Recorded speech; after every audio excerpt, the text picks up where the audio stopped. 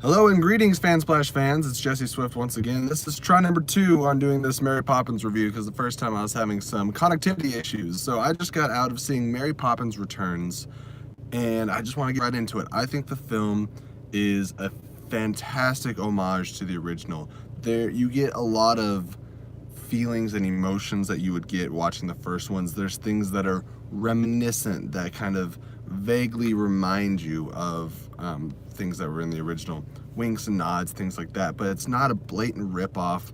They don't lean really heavily on if you've seen the original or not. This movie very much on its own stands out, and it is just wonderful and full of whimsy and wit, and it's got a quirk that I forgot about, but instantly when these quirky strange things start happening, you're like, oh yeah, that's right, this is Mary Poppins.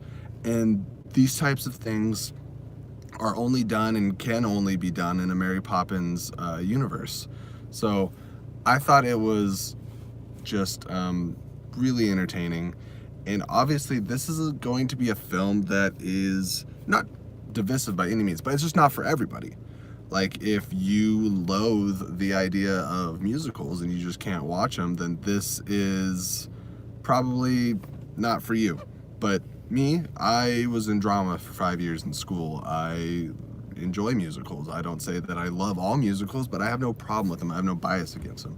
So it's great, really. And just the standouts, Emily Blunt. I've always liked Emily Blunt. I think one of the first things I actually saw her in was Edge of Tomorrow with Tom Cruise, which I thought she was great in. But then the next time I saw her was A Quiet Place with her husband, John Krasinski, and she blew the doors down as far as her performance in that movie. She obviously, I think, was the standout. As good as everybody else did, she was the standout in that movie. And once again, she is flawless as Mary Poppins. And I know that that is, those are big shoes to fill, and that's a lot to say because Julie Andrews is legendary. Have a comment down below asking about the original songs. Yes, it is 100% original songs. As far as I'm concerned, I don't think they brought anything back other than maybe some hints of score from the original. They use a little bit of the original score, but it's all original music, and the music is fantastic, and I would say about 80% of it stuck the landing, if not more, and it was catchy. You kind of felt yourself tapping your feet or singing along with it already. There's enough repetition that you can do that, just like supercalifragilisticexpialidocious or Spoonful of Sugar.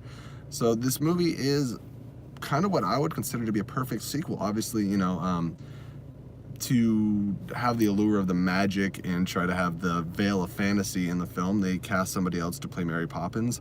And Emily Blunt, I think, did an amazing transition. And I'm so glad that they didn't reboot the franchise, that this is a sequel. And I think it would be a great double feature to watch these movies back to back.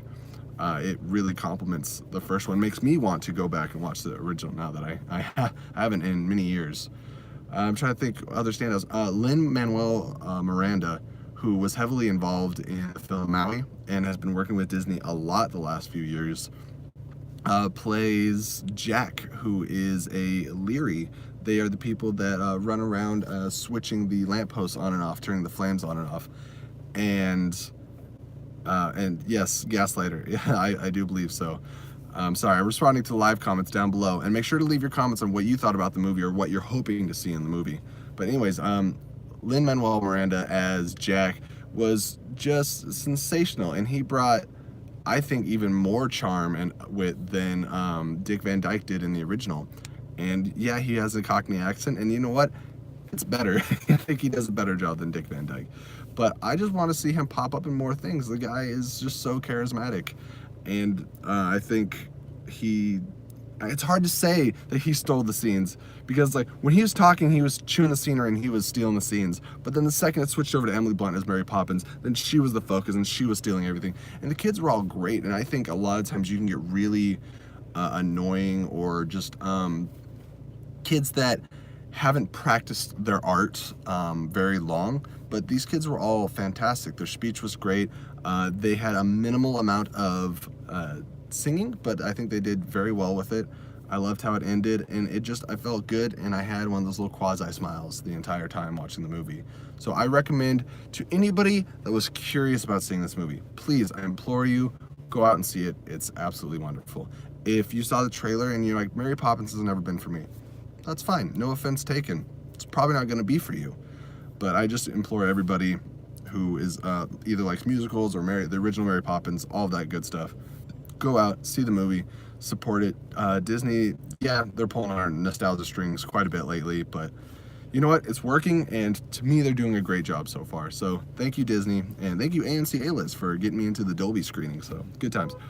All right, guys, that's all I got for right now. So until the next video, may the film be with you, and I'll see you next time. And take a spoonful